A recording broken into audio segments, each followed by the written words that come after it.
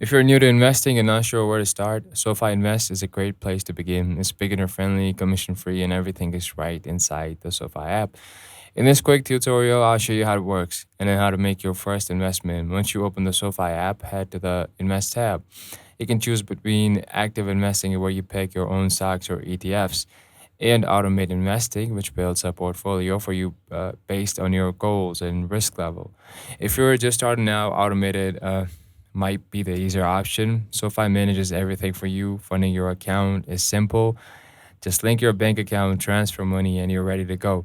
You can invest in big name companies like Apple, Amazon, or Tesla, and even buy fractional shares, so you don't need hundreds of dollars to get started.